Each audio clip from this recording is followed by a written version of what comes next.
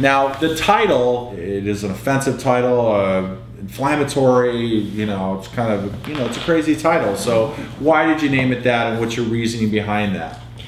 Well, I think the idea was, it originally had a different title, which was just very kind of bland and generic, and I thought, this isn't what this movie's about at all. Like, why hide it? You know, this movie's about being open about things, and I said, you know what, I'm just going to put it all out there on the title page, and if it's shocking and offensive, that just kind of sets people up for what's going to come in the script. You know, because the script definitely puts you in that world where you are shocked and offended by what's going on, and hopefully there's some redemption at the end.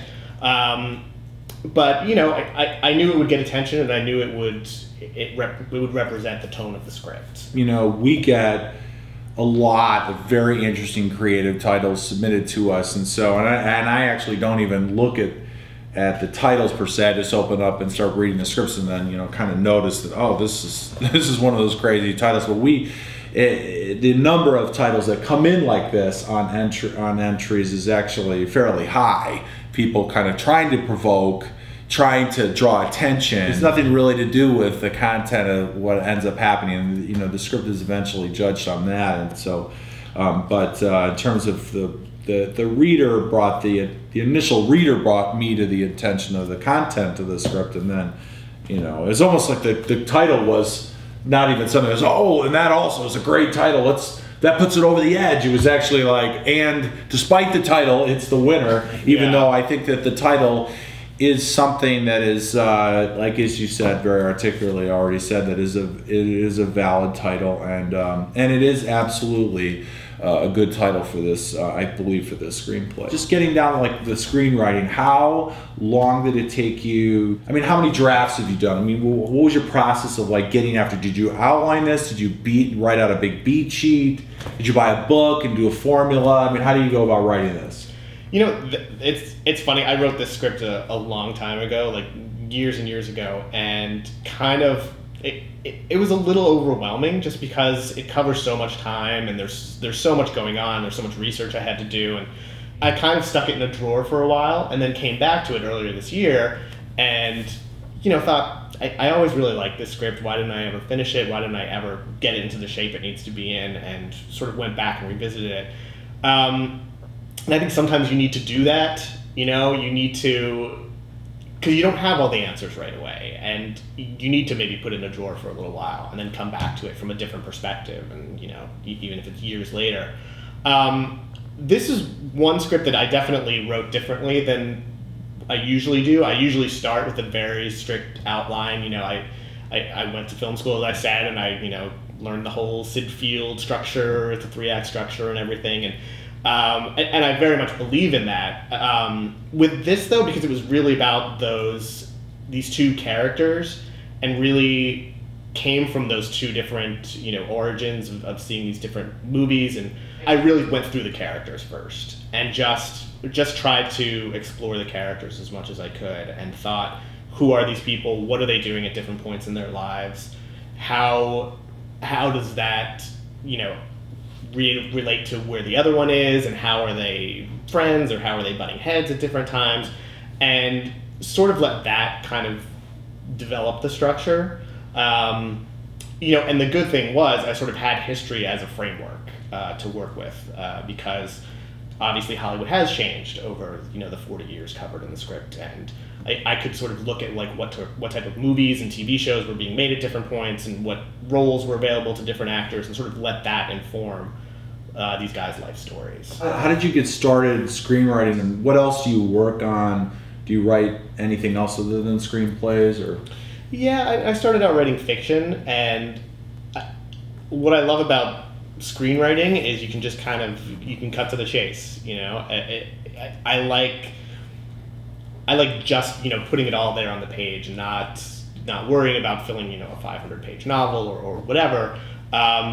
Just writing the important stuff, and it's a very economical format, I think. You know, it's all about, as you learn in film school, like, you know, starting the scene late and leaving early, and that's the kind of stuff that I really responded to about filmmaking. And just because, you know, if I had to choose what I enjoy most as a consumer of entertainment, it would be movies. How do you respond to notes? I mean, what's your kind of philosophy on getting feedback from people? I think every note is valid, even if I don't agree with it. It's somebody else's perspective, and obviously you're going to get notes that conflict, but it's good to hear that, and it's good to hear what people agree on and what people disagree on, and then to sort of take that and decide what I'm going to do with it and what I'm going to make out of it. And it can be a little messy and a little overwhelming to get notes sometimes, just because you get so much at once. And all you really want to hear when people finish reading your script, to be honest, is, "This is perfect, it's great, don't change a thing." Right. And you never get that, because it's never done, and you always have to work more. So it's just good to hear a variety of opinions about things. And to be honest, like when you look at movies that get released and movies that win Best Picture, they have their critics. There are people who don't like them, and so everybody gets notes all the time. You have to know what you're trying to do and what you're trying to write about, and take all those notes in. Anything that helps you, get to that point that you need to get to, then use that to develop the script. Do you want to direct? I used to think I wanted to. I don't know anymore. I mostly just want to write. Directors have so much more to worry about, and so many day-to-day things, and I'm somebody who likes sitting down with a blank page and filling it with words. Well, when you read it tonight, I mean, after we had these wonderful actors in it, is there anybody you're thinking about who could play the roles of the two guys in this piece?